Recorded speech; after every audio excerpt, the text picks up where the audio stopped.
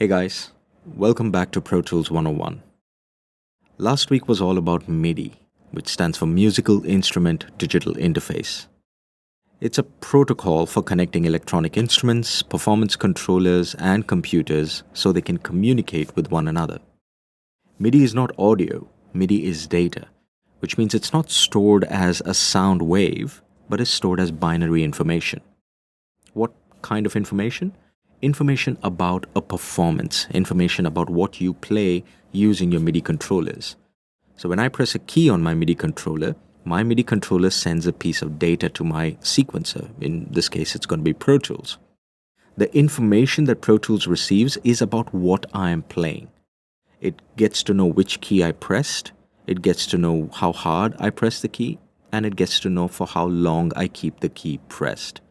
That means it gets to know the note, the velocity, and the duration. That's pretty much what MIDI is all about. You can have multiple MIDI controllers sending information to Pro Tools, and actually all of them can send information to Pro Tools directly on one cable. Because on one cable you can have 16 channels of MIDI data going through to your sequencer. Pro Tools allows you to record MIDI on two types of tracks. It gives us MIDI tracks and it gives us instrument tracks. The main difference between the two is that MIDI tracks cannot process audio, which means on a MIDI track, I can record my performance, but I can't listen to what I am performing. If I wanted to listen to the data that is being recorded on a MIDI track, I need to send that data to a track that can process and output audio. And in Pro Tools, that is an aux track. So if you do decide to use a MIDI track to record your MIDI performance, do keep in mind that you will need an aux track to insert a virtual instrument plugin which can read that MIDI data from your MIDI track and play back the sound. Or you can use an instrument track, which is basically the combination of a MIDI track and an aux track. If you use an instrument track, you don't need an aux track separately for your virtual instrument because an instrument track allows you to insert virtual instruments directly on the track itself. We also saw everything about sample-based and tick-based time bases. We saw what happens when you record on a sample-based track and on a tick-based track. By default, Pro Tools will always create the right track time base for you depending on the kind of track you have selected. When you create a MIDI or an instrument track, by default, Pro Tools will always ask you to make a tick-based track. Whereas if you create an audio track, Pro Tools will ask you to create a sample-based track. The primary difference between the two is that on a sample-based track, all your recordings are with respect to absolute time. That means if you start recording something on the 5th second, it will still be there on the 5th second even if you change the tempo of your session. Your session tempo changes do not make a difference to audio or MIDI that's recorded on a sample-based track. But when we're recording MIDI, we usually want it to be tick-based because we want the position of our MIDI to be with respect to bars and beats. So if I record something on bar number 5, I want my recording, my performance, to be at bar number 5 irrespective of what my tempo is. That's what tick-based tracks allows you to do. Because in a tick-based track, all your recordings are based on the ticks, which is a resolution of a MIDI protocol. We have bars, beats, and ticks. We have 960 ticks per beat or per quarter note. Do keep that in mind. That's an important number to remember. Right? We also took a look at some of the virtual instruments that comes with Pro Tools, especially the Expand 2 plugin, the Falcon plugin, and the Boom plugin. Hopefully all of you have had some time to play around with them and have had some fun in the process as well. This week, we are going to focus on making selections and navigating within our Pro Tools session. We will see something known as a universe view. We'll try and understand what it is and how we can actually use it to quickly jump from one part of our session to another part. We'll see the difference between a timeline selection and an edit selection in a little bit more detail. We've spoken about it before, but today we're going to see multiple ways or the different ways in which we can actually make different kind of timeline selections and edit selections. We're going to create selections in different ways as well, using our in-out points or using our keyboard as well. We're going to adjust the way we actually look at our session for different needs. And lastly, we're going to work with markers, which is a really, really nifty way of putting small notes into Pro Tools for things that you want to remember or locations you want to remember, and how we can actually use these markers to actually navigate or jump from one point of our session to another point of our session very easily. Right? So let's start. Understanding selection and navigation techniques can dramatically improve your efficiency when working within Pro Tools. Whether you need to audition material you have just added, or you need to edit a transition between clips, being able to quickly find and select the right material is very, very important. So in today's lesson, we shall go over a few of the processes that you can use to streamline your work in all phases of your project. Pro Tools gives us users something like a wide-angle view of our session called the Universe view.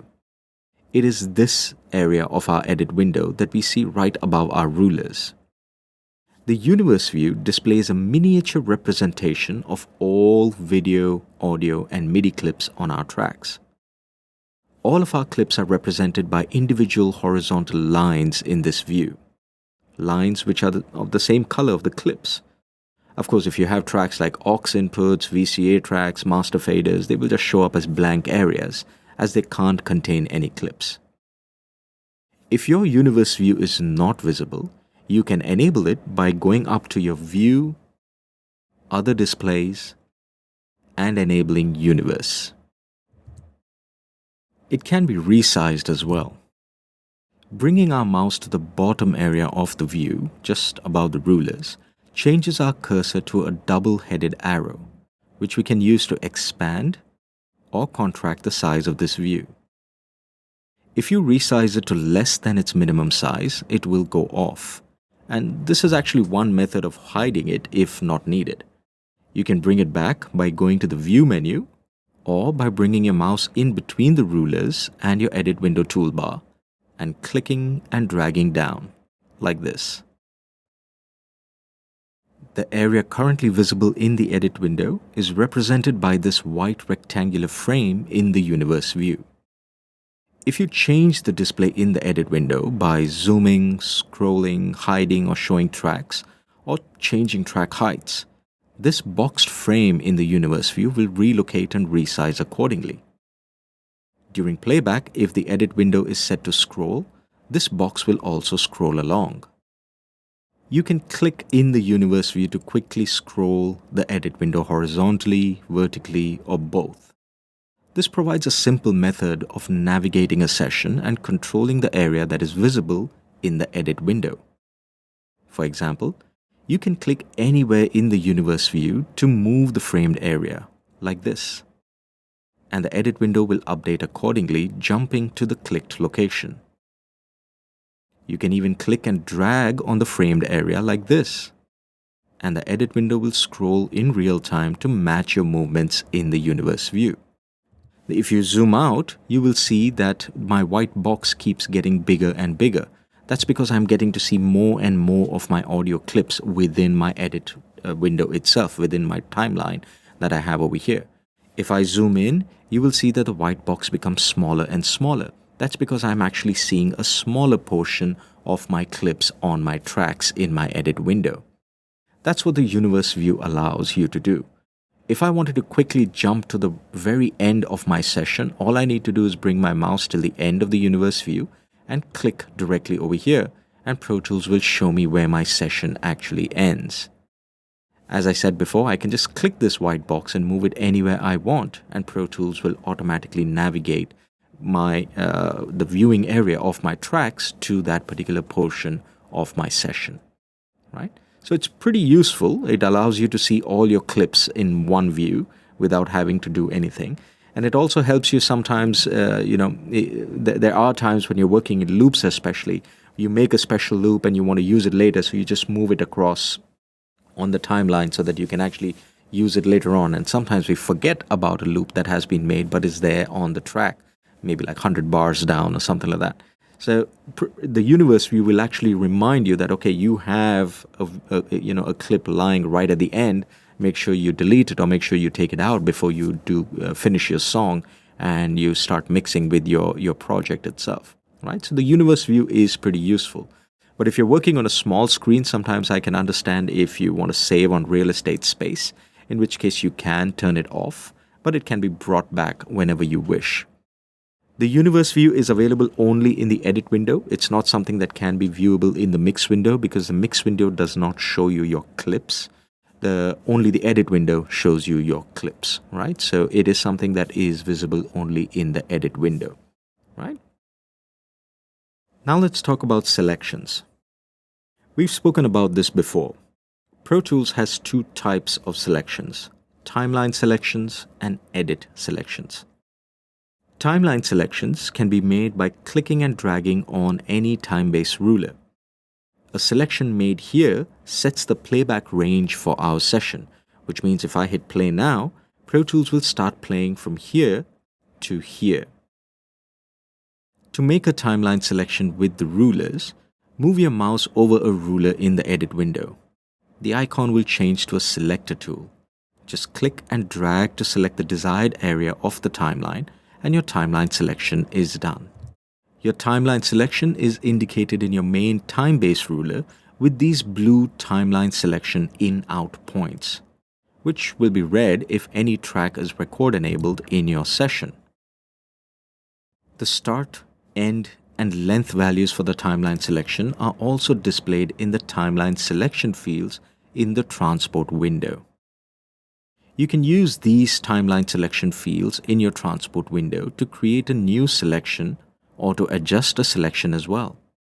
So if you wish to make a new selection, just click and enter your start and end points using your keyboard and your selection gets made. So let's say I wanted my selection to be from bar number 3 to bar number 4. I'm going to click on the start field over here. I'm going to say bar number 3. And I'm going to make my end selection over here to be bar number 4 and press return. Now my selection on my timeline is from bar number 3 to bar number 4. You can even modify your selection by going directly to your main time-based ruler and just clicking and dragging any of these points. So if I wanted my selection to be from bar number 2 to bar number 4, all I need to do is bring my mouse up to the first to the selection in point and then just change it to bar number 2. And now my selection is from bar number 2 to bar number 4, which is what I get to see in my timeline selection view on my transport window as well. When you are entering the start and end points in your timeline selection view on your transport window, you can use the up and down arrow keys within these fields and the left and right arrow keys to go from bars to beats to ticks or vice versa, like this. Let's go back and click the start. If I wanted my start to be from bar number 3, I'm just going to use the up arrow key to change that to bar number 3, and I press enter, and now my selection is from bar number 3 to bar number 4. Similarly, I can use the left and right arrow keys. Like if I did not want to change the bar, but I wanted to change the beat, I can press the right arrow key to go to the beat, and then I can use my up and down arrow keys to change my beat as well, right? And whenever you make a selection, whenever you enter something over here, do remember to always press the enter key so that Pro Tools can register that change that you have made. If you don't press the enter key and just proceed to continue working in Pro Tools, it's not going to remember the changes that you have actually made, right? Edit selections can be made by clicking and dragging on any track or on multiple tracks. And I used to set an edit range, which means if any edit command is used with a selection made on a track, that edit will happen to that selected region or the clips in that selected region on that track. When you're working with audio in Pro Tools, you can make your edit selection in a number of ways, right? You can use a Selector Tool to actually just click and drag on a track itself to make your edit selection. If you are in your Selector Tool, you can double click using the Selector Tool to select the entire clip. So let's just zoom out so that we can see the entire clip over here. Now if I wanted to select this entire clip, I could do that in one of two ways. I can use my Selector Tool to just double click and it will select the entire clip. If I triple click, it will select the entire track. So 1, 2, 3, and it will select all the clips on that track, right? Instead of using double click, if I am in my Smart Tool, I can use my Grabber tool and just single click and it will select the entire clip. I can't double click using my grabber tool because that, if you recall, will bring up the clip rename tool. So if I double click using my grabber tool, I'll be asked if I want to rename this particular clip, which is not something that I want to do now, right? So using the selector tool, that means if you're on your top half of your track, you can either click and drag to make a selection, or you can double click to select an entire clip, or triple click to select all clips on that particular track. If you wanted to make an edit selection across multiple tracks, there are two ways to do that. One, you can make a selection on one track, and as you're making the selection, don't leave your mouse, just keep going down, and you can make your selection across multiple tracks like this. Or you can make your selection on one track and then use the Shift key in order to make the same selection across multiple tracks, right?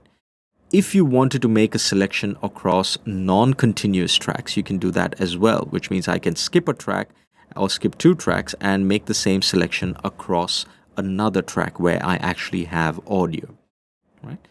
There's another way to actually achieve this, and that way is to not click anywhere within your timeline. Instead, to click on the name of the track itself.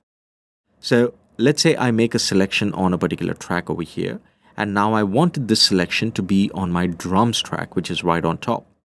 All I need to do is click on the name of the track, and Pro Tools will make that selection happen on that track instead. This function happens because this particular tool is actually on. Pro Tools has a button called Link Track and Edit Selection.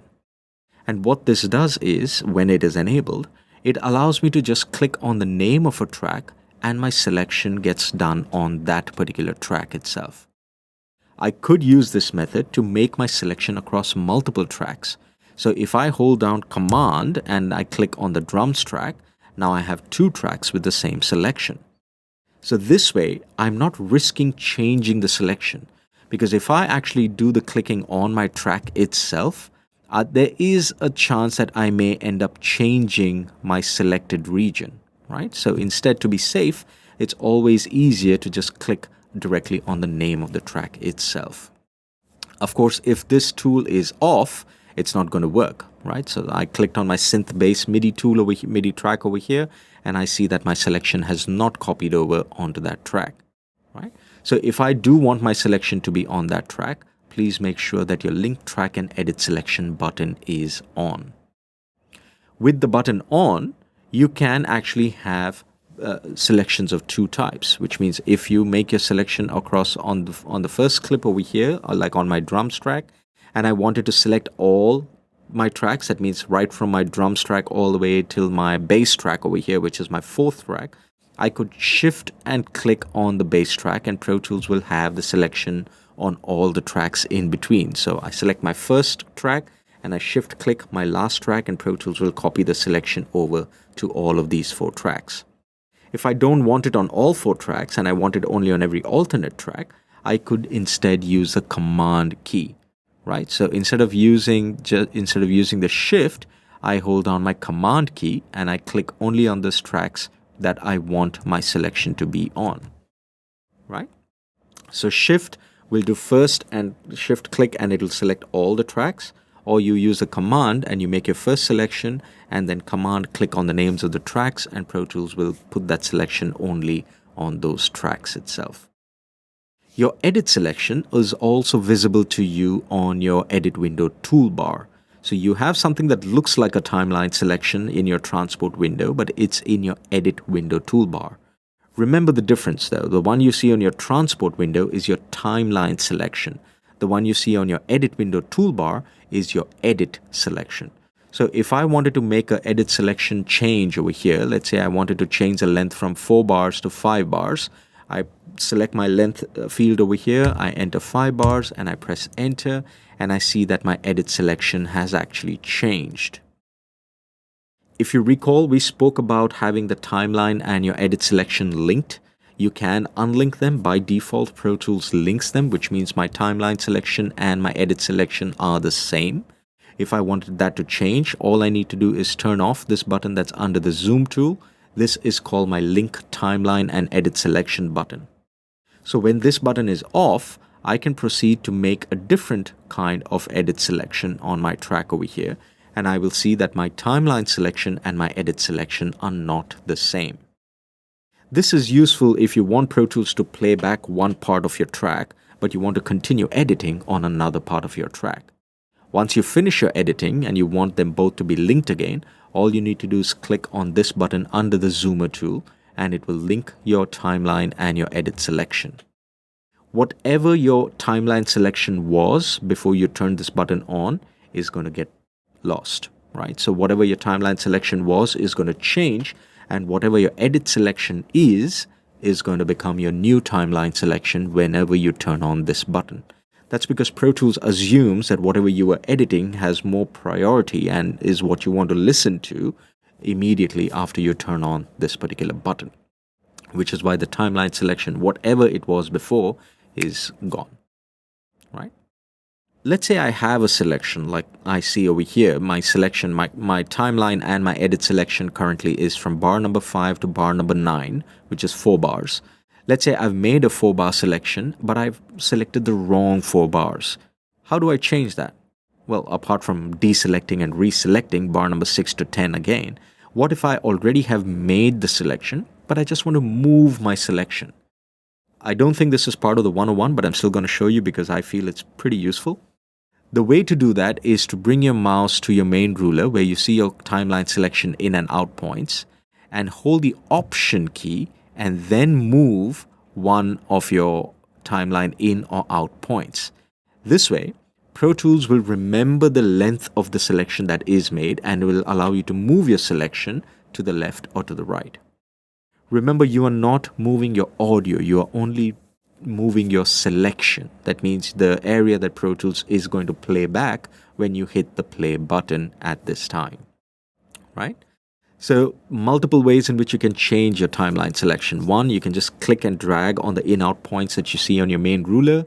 2, you can change the in-out points that you see on your on your transport window. Or 3, hold the Option key and keep the length of your selection the same, but you can move the timeline selection itself, right?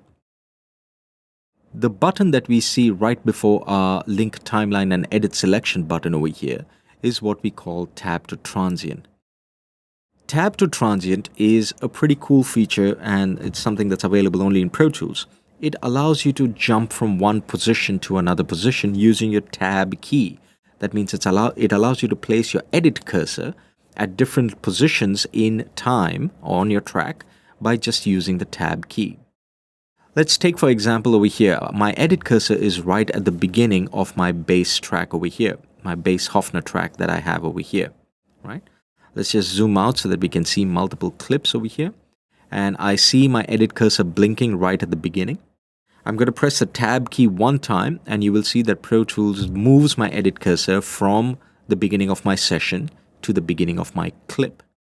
If I press the Tab key again, Pro Tools is going to go from this clip boundary to the next clip boundary, which means it's going to go to the end of my clip itself. So I'm going to press Tab again, and now my edit cursor is blinking at the end of the clip.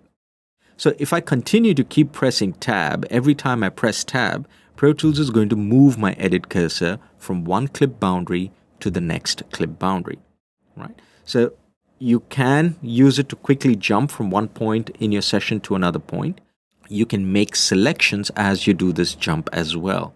So let's go back to the beginning of my session and press Tab one time to come to the beginning of my clip. And if I wanted to select this entire clip, all I need to do is hold Shift and then press the Tab key.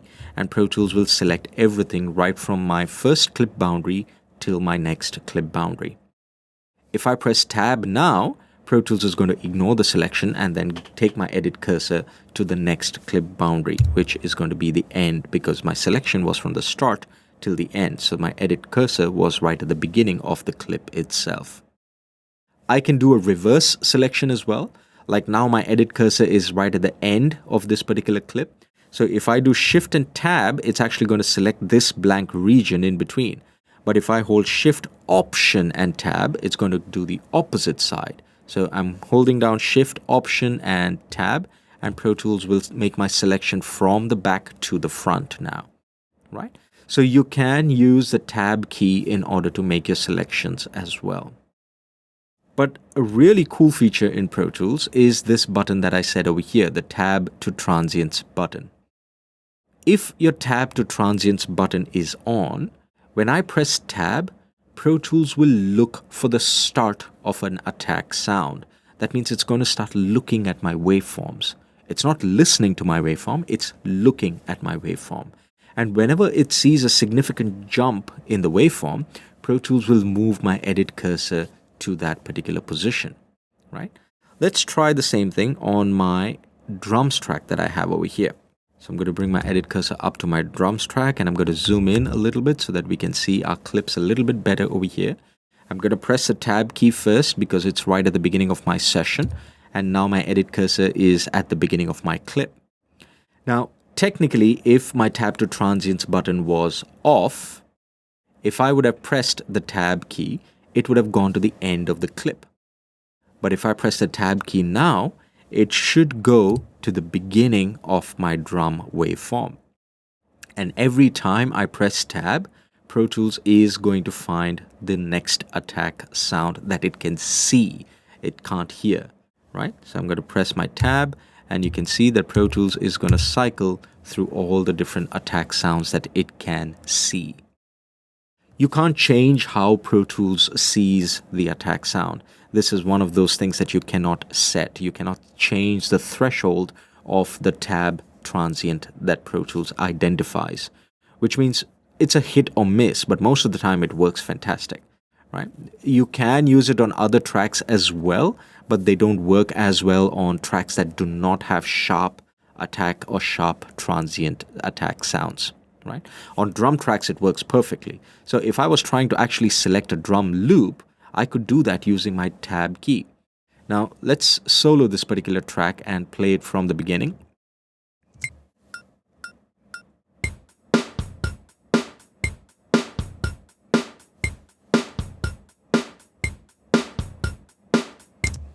We heard the first 4 bars of that particular drum track.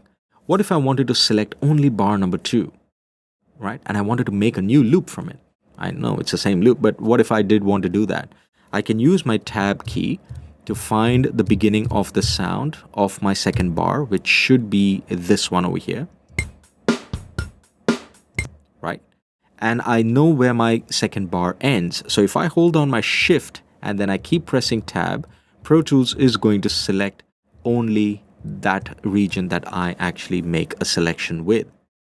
So now I'm going to loop this and I'm going to play it back. So I'm going to make this loop playback.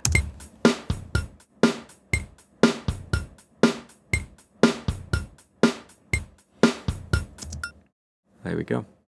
I have a perfect loop, right? So you can use your tab to transients to find a perfect loop in any rhythm track. And it will work really, really well because especially with rhythms and instruments that have sharp attack sound. It's not going to work on vocals. It's not going to work on a violin or a flute because there is no attack sound in those instruments. But when it comes to drums, when it comes to bass, yeah, it works pretty well, right? Guitars, pianos, it does work decently well as well. So it's a great way to jump from one position to another position using your tab key.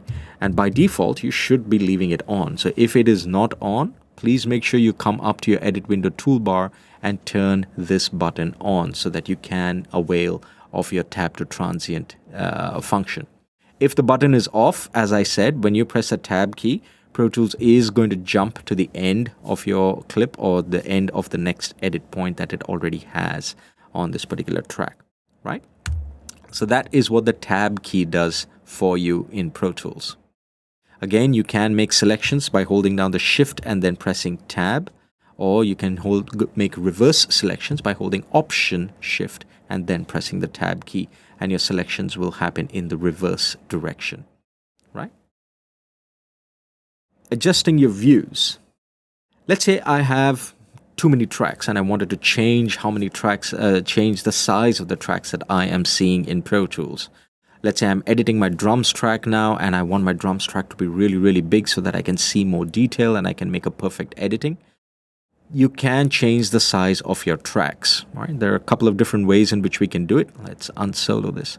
If you bring your mouse next to the name of the track over here, next to this small round arrow that you see, you will get your track options.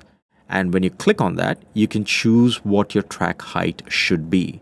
So you can have your track height to be micro, which is ridiculously small. You can click on it again, go to track height, and you can say mini, which is still a little bit too small. You can go small. You can go medium, which is what the default should be. You can go large. You can go jumbo. And you can go extreme, or you can fit to window. That means it's going to enlarge the size so that it fits everything to the window itself. You can make the same selection by clicking on this region over here as well, right? So I can click over here and I can change the height of my track as well. You can change the height of all your tracks at the same time by holding down the Option key. So if I click on Option and then I change the height of one track to be small, I can tell Pro Tools to make all my tracks small at the same time, right?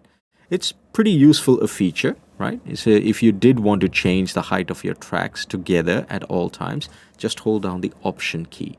When you're doing something to a track, the Option key is going to do that operation to all tracks at the same time. So if I wanted to mute all my tracks, all I need to do is hold down the Option key and press mute, and Pro Tools will mute all my tracks. It does not depend on which track is selected. It's basically going to do it to all the tracks that I have, right? So this area over here where you can actually click and change your track height is called the Amplitude Scale area. It's not something anyone's going to ask you in the exam, but that's basically what it is called, just for your information. You can even change the order of your tracks. So if I wanted my bass track to be right on top before my drums track, all I need to do is click on the name of the track and I can click and drag it up. And now I have my bass track right at the beginning. If I think I made a mistake, I still want my drums to be right on top, I can just click on my drums track and move it up. I can perform this operation in my tracks list as well. So I can bring down my drums track directly over here under my bass, or I can perform the operation even in my mix window. So I'm going to go to my mix window by pressing Command equal, and over here I see my drums track and my bass track. I want my drums to be before my bass. I just click and drag it to the beginning, and now I have my drums before my bass. Any order of track changes that you make in your mix window will be reflected in your edit window as well. And whatever you see in your edit window view is what your tracks list is also going to reflect, right? You can change multiple tracks as well. So if I wanted to change all my bass and my drums together and I wanted to move it after my guitars, I can select all 4 tracks and I can just click and drag and move it down to after the guitars, and all of those 4 tracks move together, right? So you can make your selection of multiple tracks and then apply that change to all of those tracks at the same time. Again, this can be done in the mix window and in the edit window as well, right? It applies to both places. So if you change the order of your track in your edit window, you will see that change in your mix window as well. We have seen a lot about the zoom tool before, but I just wanted to reaffirm that you have understood everything properly. So using the zoomer tool, obviously we have the normal zoom and the single zoom modes that we have. Normal zoom is what you would want to use, not the single zoom most of the time.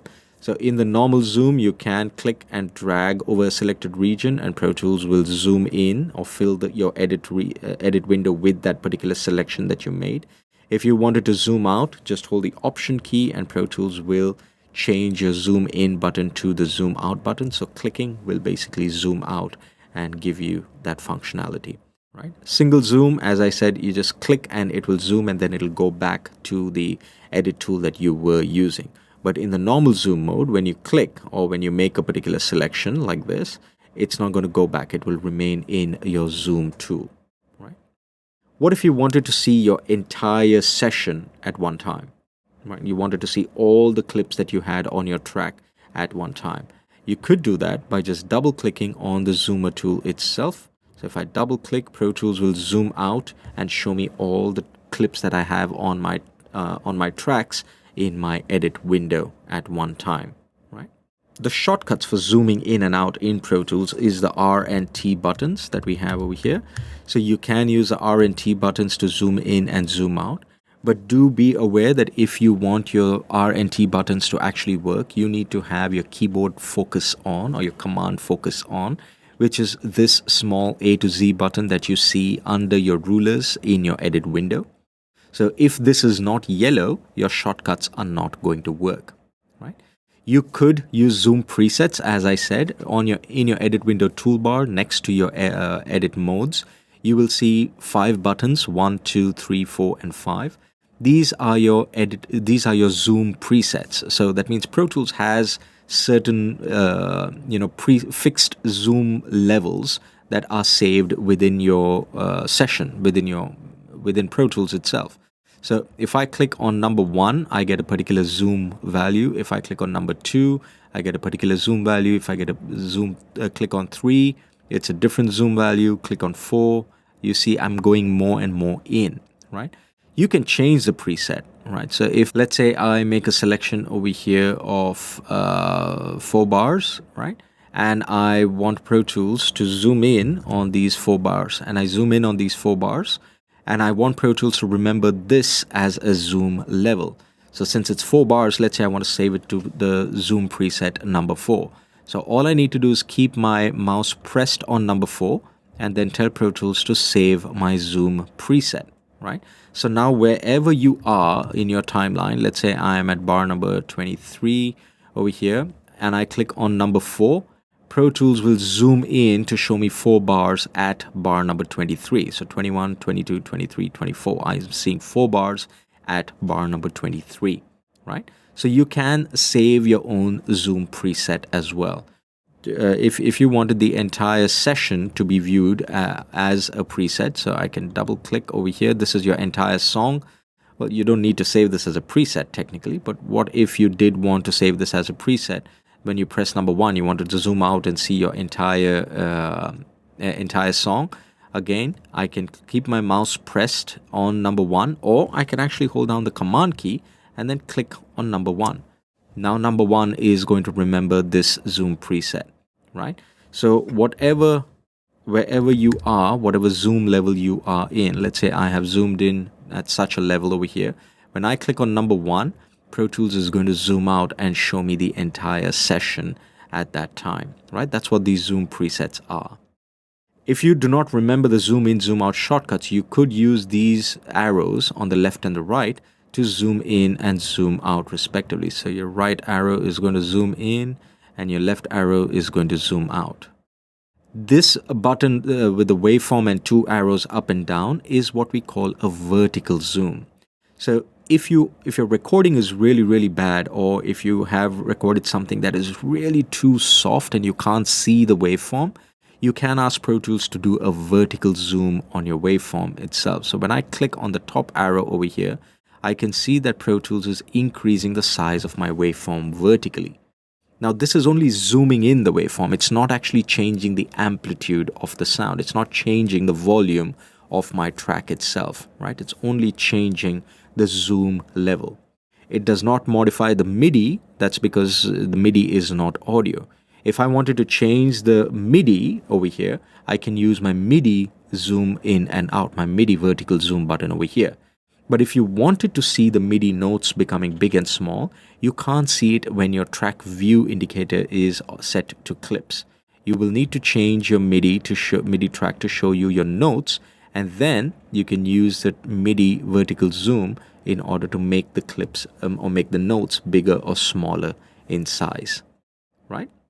So that's what the vertical zoom does, right? So you can change your zoom levels over here using the vertical zoom up or down, and you can choose your zoom in and zoom out as well using the left and right arrow keys.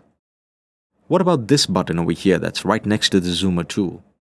This is what we used to call explode once upon a time. Today it's called the zoom toggle button. What zoom toggle button does is, let's say I make a selection at a particular of a particular part on my track of an audio clip or a MIDI clip or whatever it is that you've selected, and I wanted to fill my screen with this selection. That is what zoom toggle does. So when I press the zoom toggle button, Pro Tools is going to expand, or it's going to fill my screen with the selection that I made, right? If I click it back, it goes back to its original whatever zoom setting or whatever zoom level I was on. So it's pretty useful to quickly jump in and jump out if you wanted to make an edit. You don't have to have a selection actually. So even if my mouse cursor is just, my edit cursor is blinking on a track over here, and I use a shortcut for zoom toggle, which is actually just E, right? So I can press the letter E and Pro Tools will zoom in vertically and horizontally to show me that particular clip or that particular point where my edit cursor is. If you make a selection, it's going to fill it horizontally as well. But if you don't make a selection and you only put your edit cursor, it's going to show that in the center of your screen or center of your edit window so that you can perform an edit operation. It's really useful if you wanted to find a particular part of audio that maybe you can't hear or you want to listen to in finer detail. So let's say I make a selection over here, I press E, and now I can see the waveform a little bit more clearly and get a better understanding of what sound is there on this particular clip at this particular time, right? It's really useful to find, let's say you're trying to find a clip or you're trying to find a pop sound in your recording and you can't really see it because it's really small. So you can use the zoom toggle or the explode button we used to call it because the shortcut is E, right? So it's just E, no command, no control, nothing, just E. And it will expand or explode whatever your selection is to your screen, right? That's called the zoom toggle button. It's a really cool feature in Pro Tools and we use it all the time, especially when we're editing our audio. It's really, really useful to do so, right? And lastly, markers. Pro Tools allows you to have 999 markers in Pro Tools in one session at any point. Markers are pretty useful. Let's zoom out of the session over here. You can see I have a couple of markers already in my particular session. First of all, if you can't see your markers ruler, if your markers ruler is invisible like this, you can bring back your markers ruler, or you can ask Pro Tools to show your markers ruler by either going to the View menu, by going to View, Rulers, and selecting markers over here, or you can use the small drop-down box next to your main ruler itself and tell Pro Tools to show you the markers ruler, right? Once that is done, you will be able to see your markers ruler over here. As we see over here, I have 5 markers in my session. They are basically telling me what parts of my song are. I have my verse 1 here, chorus 1, verse 2, chorus 2, and my break right at the end over there, right? If you wanted to make a marker at a particular time, right? Let's say I wanted to put a marker at at bar number 13 over here. You can make your markers in a couple of different ways. One is to obviously click on the plus sign directly on the ruler itself, and Pro Tools will pop up a new memory location window. This is what allows you to set your markers. This is what allows you to name your markers. So I'm just going to call this new marker, and I see that the position of this marker is number 6, which means I have 5 markers on 5 memory locations already, right? And when I say OK over here, Pro Tools will put that new marker for me on my markers ruler, or new memory location on my markers ruler. If I don't want it, how do I take it out? Simple. Just bring my mouse to the marker itself on my markers ruler and hold on the Option key and you'll see a minus sign up here next to the hand, and just click on it and it's gone. When you create a new memory location using the new memory location window, you have a choice. You can ask Pro Tools to set this memory location to be with respect to bars and beats or be with respect to time. Now, when you're composing and you're identifying different parts of your song, you obviously want your marker's reference to be bars and beats. But if you're working in, let's say, post-production and you're doing sound design for film, you don't care about the bars and beats. You care about the time, the timing of your gunshot or the timing of the door or the punch sound that you will have in your movie is going to be with respect to minutes and seconds, which means it's going to be with respect to time. It's going to be with respect to samples. So when you create a new marker, you can tell Pro Tools what the reference for that marker should be. If it's going to be absolute, that means it's not going to change in time. If I change my tempo, my marker is not going to change with it, which is what you want it to be if you're working in post-production. But music production, when you create something, it has to be with respect to bars and beats. If you identify, okay, this particular bar is going to be my outro, the outro can't change if you change your tempo. The outro has to be with that part of the song, right? You don't want it to be fixed in time. You want it to be fixed in bars and beats. So when you're working in music production, make sure your reference for the memory location that you create is bars and beats and not absolute. When you're working in post-production, when you're doing sound design, or when you're doing something that has nothing to do with tempo, you can use an absolute reference for your memory location, right? There's another way to bring up the memory location window. Let's come to bar number 33, and let's say I wanted to put another memory location over here or a marker over here. I can use the enter key on my numeric keypad, not the enter key that you find on your QWERTY side of the keyboard. I'm talking about the one that's on your number pad. I can press the enter key to bring up the same memory location, right? So I have, let's say I want another marker. Right? So this is going to be memory location number 7. I'm going to leave it as bars and beats reference, and I'm going to say OK. Now I see I have my 7 memory locations over here. Is there a way for me to go from one memory location to another memory location? What if I wanted to start playing back from chorus 1? Well, a couple of ways in which I can do that. One easy way, I can just click on chorus 1 over here, and Pro Tools will put my edit cursor directly at that point. And if I press play now, it should play from that point. Cool, right? What if I wanted to go to verse number 2? I could do that. I can just click on verse number 2, and Pro Tools will start playing back from verse number 2. But here's the risk. If you use your mouse to actually click on a memory location like this, there is a chance that your hand will move and the marker will also move with it, which is not something that you want to do, right? So instead of clicking directly on the name of the marker in your marker's ruler, what if I see a list of all the markers so that I can just click on that and move to that particular location easily? There is a window in Pro Tools called Memory Locations, and you can bring that up from the window menu and turning on memory locations over here, or you can use a shortcut which is Command 5 on the number keypad, right? Or your numeric keypad over here. So over here now, I can see all the memory locations that I have. I can select any memory location, or I can tell Pro Tools to start playing back from a memory location by just clicking on the name over here, right? I can even erase memory locations over here. So if I did not want number 6 and number 7, all I need to do is hold down the Option key, and you will see that my mouse changes to the backside of a pencil, showing me the eraser. So I can click on number 6 and number 7, and those two memory locations are gone from my ruler as well. I can even use keyboard shortcuts to jump to memory locations. And this shortcut is again something that you will use, you will need a full-size keyboard for, because you need the number pad for jumping memory locations.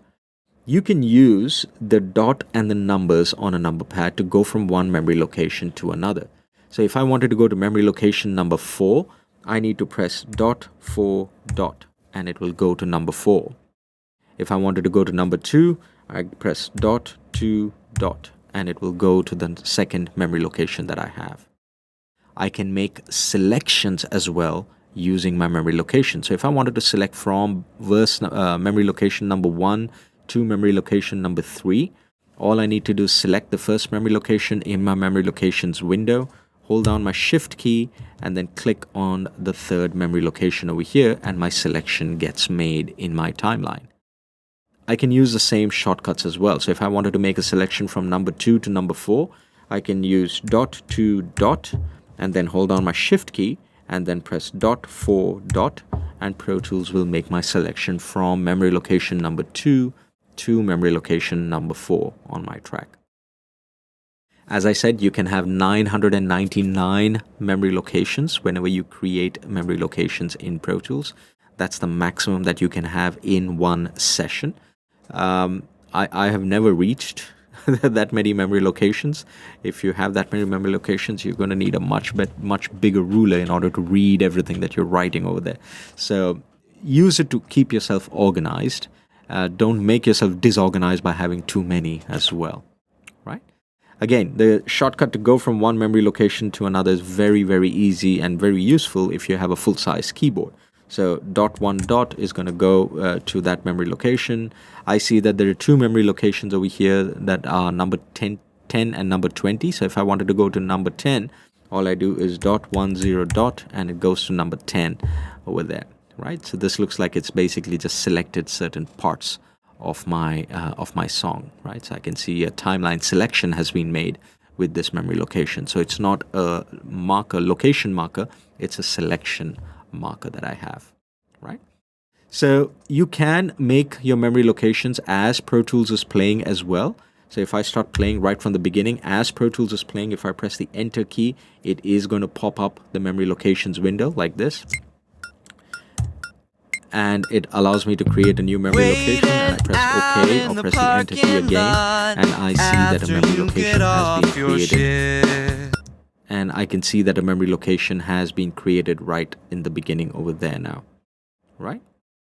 You could even erase a memory location by using the pop-up menu in the memory locations window. So I'm going to bring that up again, Command 5 on my number keypad. Let's say I want to erase location number 6, location 6 that I have over here.